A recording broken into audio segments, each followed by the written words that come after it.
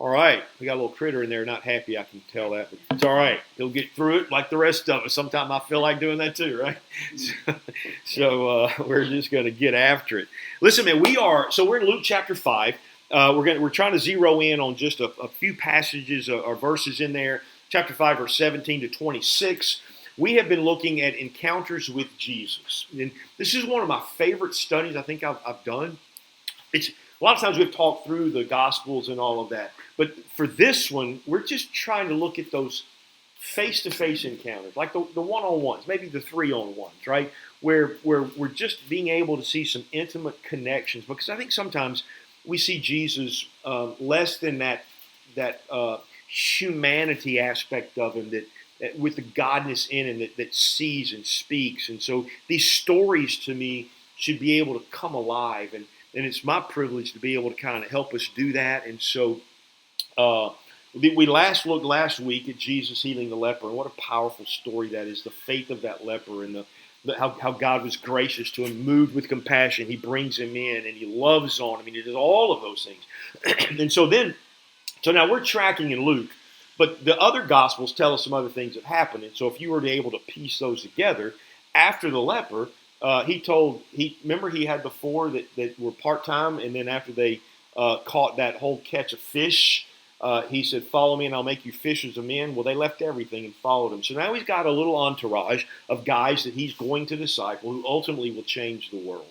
And it's going to be an amazing thing. So he's got four right now. He'll eventually end up with 12, and then one will depart. They'll end up with 11, and they're going to transform the world. And so he's been teaching out and about. He now comes back to Capernaum, and this is his hometown. This is where he's settled. Remember, Nazareth didn't want anything to do with him. They kind of kicked him out. And so Capernaum has become his home. Now, he's going to be living somewhere. Some theologians would think maybe he's at Peter's house. Some would think he's somewhere else. Could have been Mary and Martha's, although they're a little out. They're more south in Jerusalem, so it's probably not there. And so we just know that he's settled back into Capernaum. And so at this point, Jesus he's like a rock star. The whole world is coming. They've seen him do these miracles. They've seen that he had power over the demonic, that he's had power over leprosy, that he has been able to turn water into wine, that he was able to bring that Peter, James, and John and all those guys are talking about, man, you should have seen the catch that we had, right? You think fishermen love to exaggerate. You couldn't even exaggerate that story because he was already crazy in what happened. And so all of those things are going on. And so we come to our story today, and it says, one day he was teaching, and there were some Pharisees and teachers of the law sitting there who had come from every village of Galilee and Judea. So here's what's going on. The Pharisees, and it says Jerusalem and Judea. Now those are two regions. You've got Judea, which is up where Galilee is, and you've got Jerusalem, which is down in the bottom area. And so they kind of encompass the regions, so to speak. And so in the middle of all of that, these Pharisees now have heard all of these things, and they're beginning to get upset because they know a couple of things. Their profit margins are going to shrink because people are going to leave this and follow him. Their power is going to shrink, and all of those things are taking place. And so these Pharisees have come to try and trap Jesus. That is all they cared about doing was trapping Jesus. That was it. And so they're there this day. Jesus is teaching. He's in a home. Listen, the place is, I'm talking about packed. This thing is like slammed. And I love the phrase that Luke adds. He says, let's read it again. One day he was teaching. There were some Pharisees and teachers of the law sitting there who had come from every village of Galilee and Judea. The house is probably full mostly of those guys. And then it says, and the power of the Lord was present for him to perform healing. Now, that's just a little word they throw in there, which is powerful. It's not like there was power for healing and there wasn't. He just wanted that phrase known that I'm getting ready to talk about healing. So don't think it like, well, sometimes he could heal and sometimes he couldn't. That's not what it was. Luke is just laying out the scenario that the power of God, because Jesus is in the room, there's power is ready for healing. And so this is where we find ourselves. So this thing is packed. And there's people everywhere. They're in the yard, they're in the house, they're just everywhere you can imagine. That's what's going on. And then it says this. It says, and some men were carrying a man on a stretcher who was paralyzed, and they were trying to bring him in and set him down in front of him.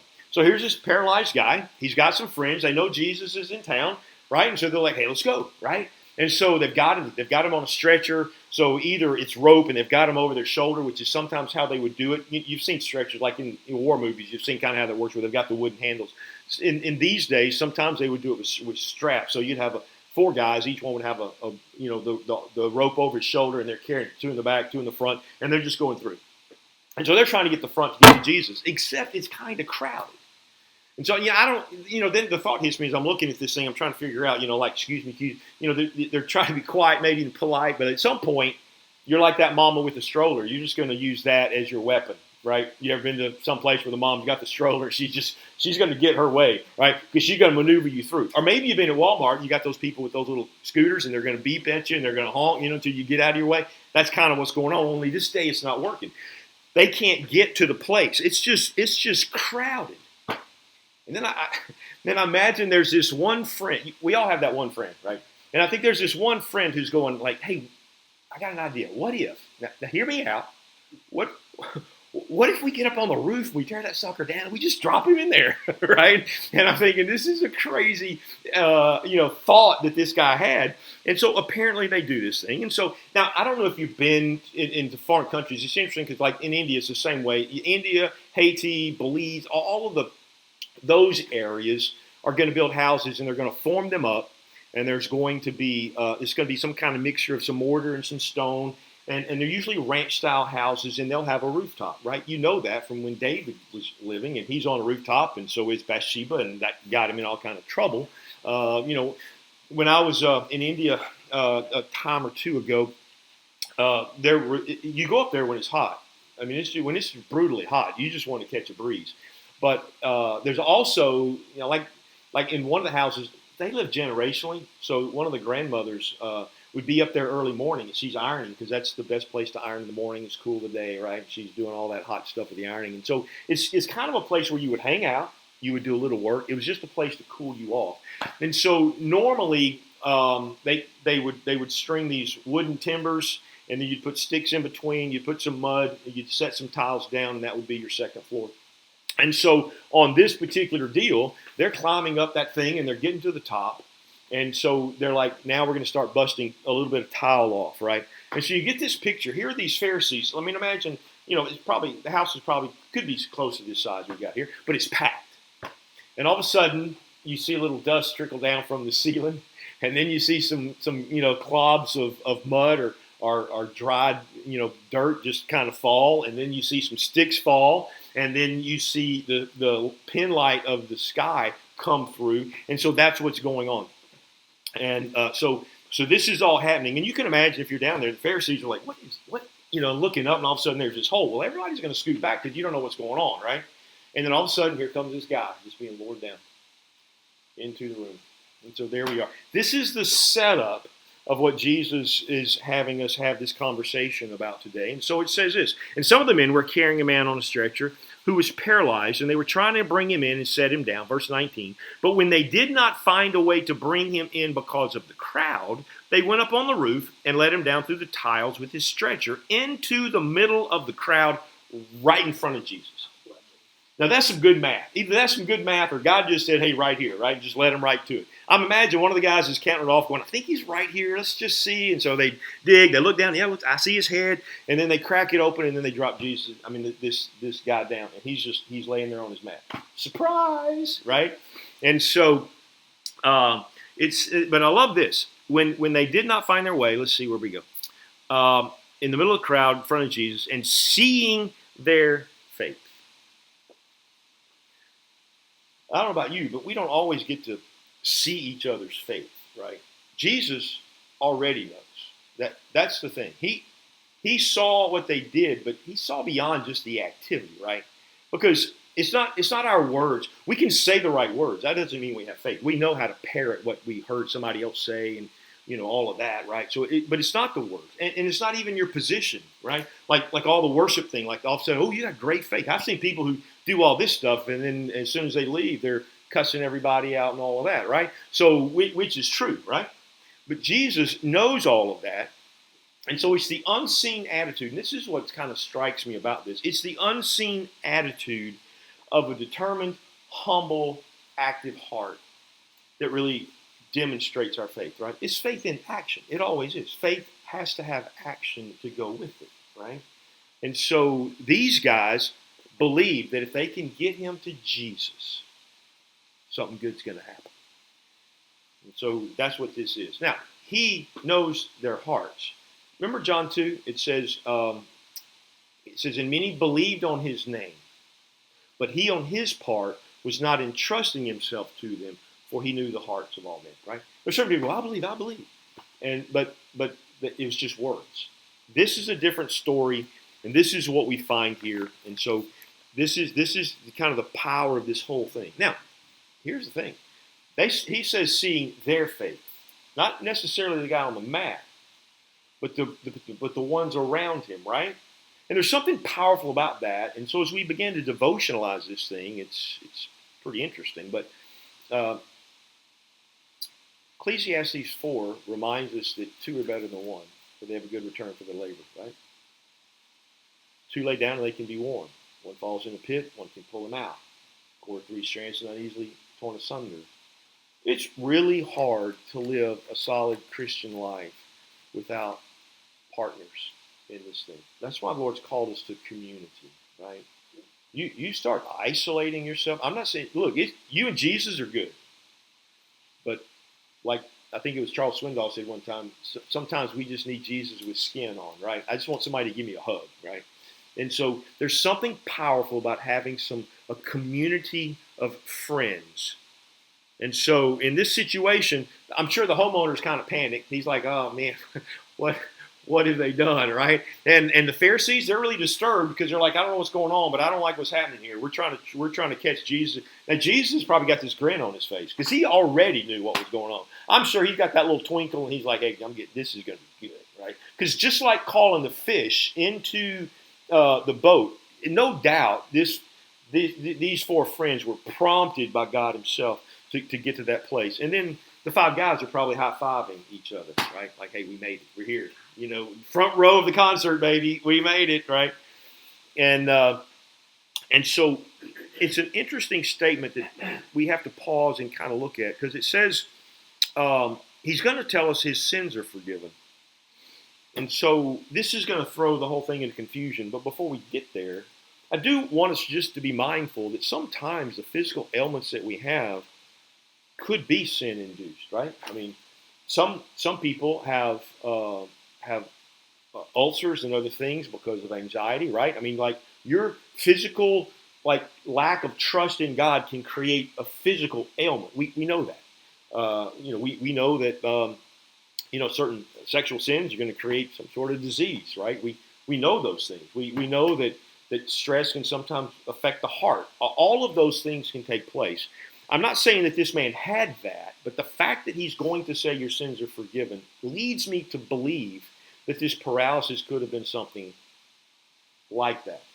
And I don't want us to get off into the whole, that seems like a cruel God. Is that how he punishes? It's the effect of our sin, right? Sin always bears some sort of an effect. And so not that we should, judge, like, man, if you see somebody in trouble and you just go, there's karma in action, God help you, right? I mean, that's not my place to do that, right?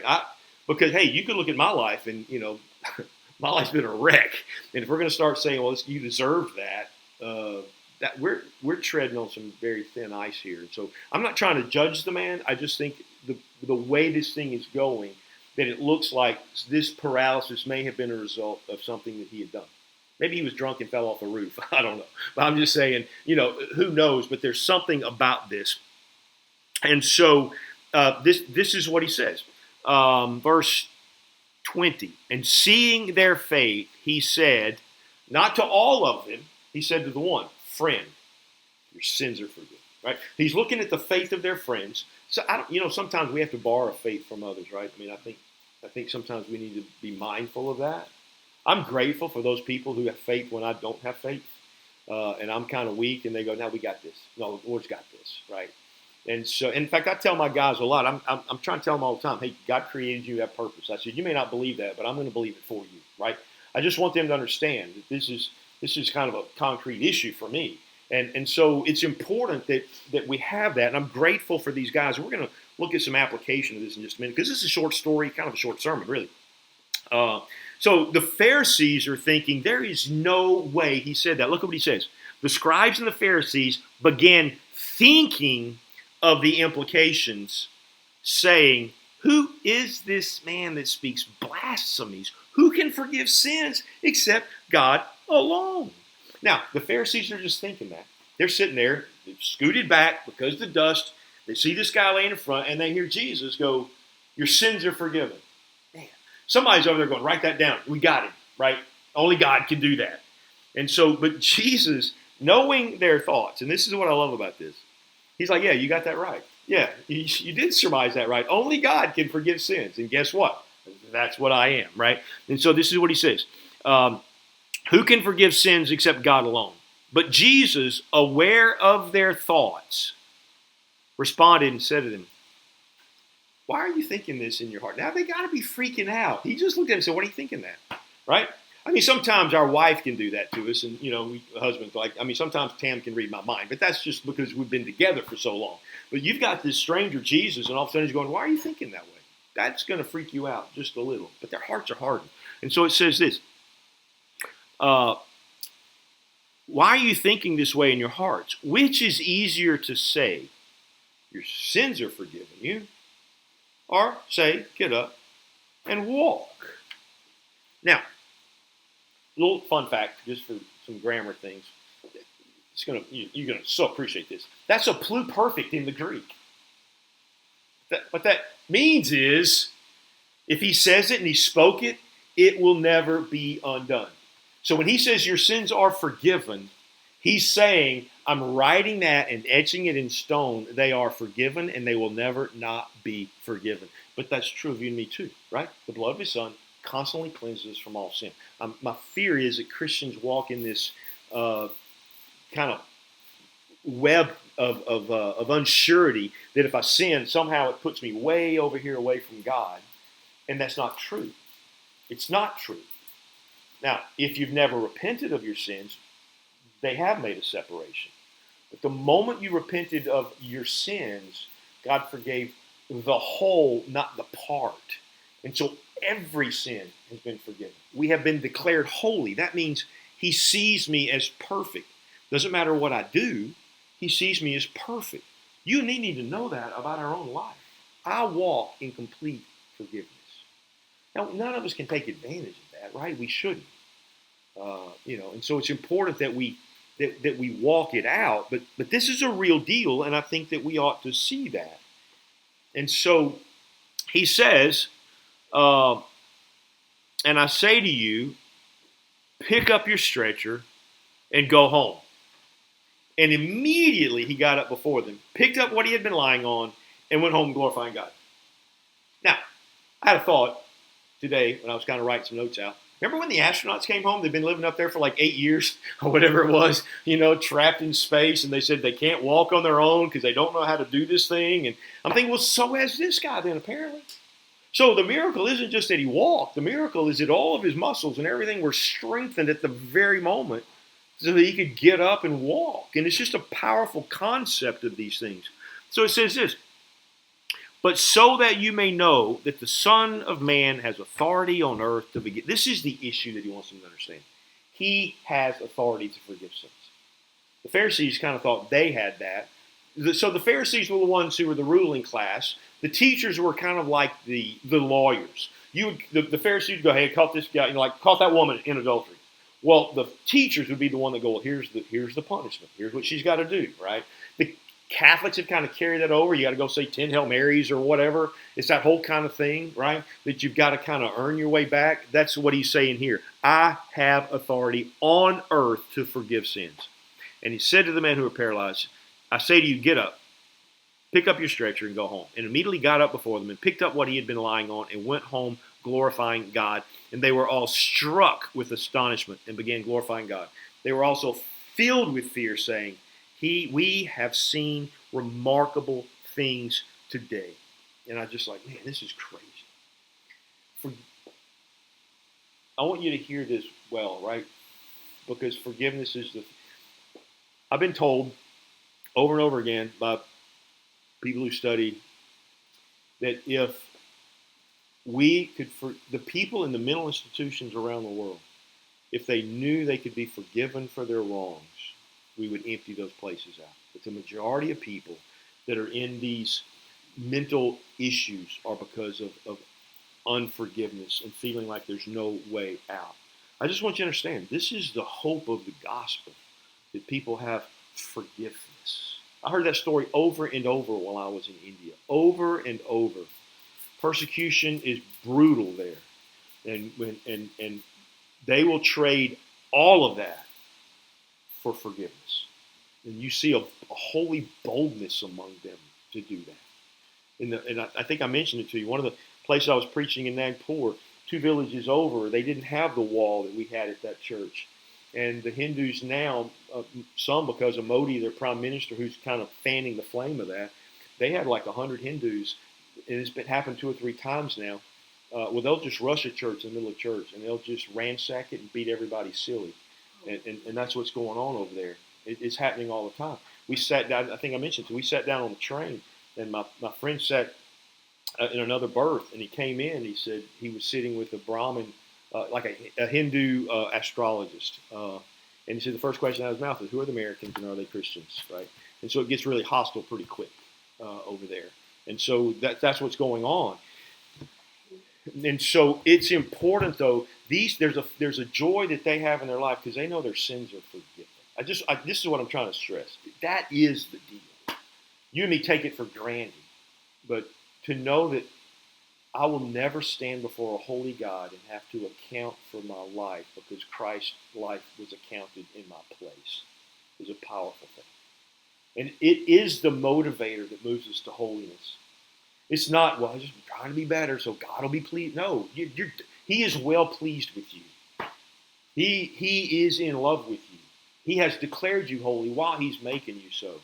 You will never be an enemy of Christ again. He's well pleased. If we know that, it's what motivates us to want to do what's right.